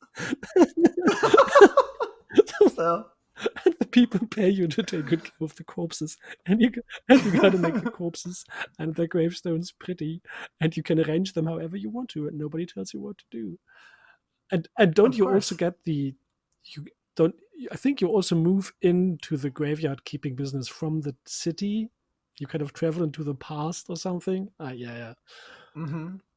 I mean, look at Stardew Valley, right? Stardew Valley's whole story is you're working a shitty desk job and you move into the country to take over a Yeah, farm, yeah. right? Okay, so wrapping up.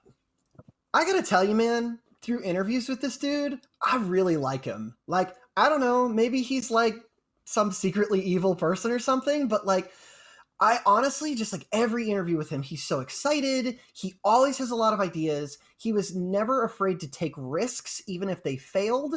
And the main goal of all of his games is just to make people happy, right? And here's a quote he had on that. Quote, "The concept of happiness depends on how you see it. I'm not going to say that this is the correct happiness you have to feel. I want players to find their own happiness by playing my He games." seems to be like a wholesome, non-assumptuous dude that Right? just tries to be nice about things. Yeah.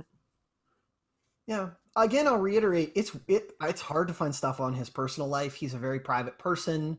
And he always just kind of has these great ideas for games, and they're always really weirdly received, and they're always kind of like Harvest Moon, but then not. And then he blends back into the shadows for a while, and no one hears from him, and then he shows up and he's got some new game that's like kind of like Harvest Moon, but not, and then he disappears. And they're always similar to Harvest Moon, but they never end up being as good as Harvest Moon, I guess just off the cuff. But like one thing, that I also thought was really fascinating about all of this is just like it's really interesting to see this guy's vision of what he wants spiral out of his hands, right? Like, look, this happens every fucking time in all of these Yeah. episodes. You get this thing and you have this cool idea, and then suddenly it's like fucking 85 It games, starts right? moving faster than yourself, and it just yeah. He yeah, he completely removes himself. And someone asked him later, they were like, "Do you want to work on Harvest Moon games again?" And this was his quote: "Not at all. I see Harvest Moon more as my child now. It's all grown up. It's married, it started a family, and it's doing its own thing now. I'm curious as to how it's going to do from here on out, but I don't feel the need to get involved with the series anymore. It's very healthy. Yeah. I would say the closest he got to the Harvest Moon style, in my opinion, other than that weird spin-off where you're like a shopkeeper, was Little Dragon's Cafe, but like it's just different. I would just say overall, I just had a lot of fun listening to this guy talk about challenging himself, trying to make people happy, thinking about how like I want to make this game to bring people enjoyment, and also like I hope this episode clears up some of the weirdness that's going on with Harvest Moon and Story Seasons. That might have been the most helpful part of this. Also, what do you get out of all of this, Dachz? I get out of this that I finally understand what one of my favorite games, how one of my favorite games came to be, and this is really nice. I did not know that this man was only ever created Harvest Moon games. Pretty much. Yeah. Thank you so much for this. This was really cool. I'm glad you liked it. I want to thank Carrie for all of her help with all of this. You know, I cleared a lot of this stuff with her and asked her for her opinion on things because I don't play a lot of farming games. I've only played a couple. And so it was nice to have someone to not only help me do the research, but also to ask questions when I was like, I don't know what this is. Tell me about this. Right. So thank you, Carrie. If you're listening, I really appreciate it. Thank you very much. So, yeah. All right. Well, I guess that's it for us. This has been Codex Rex, the video game history podcast. We are looking forward to our next episode and to hanging out again. I hope you all have a great day and let's see each other soon. Stay healthy. Have a good one. Yep. Stay safe. See you, everybody. Bye.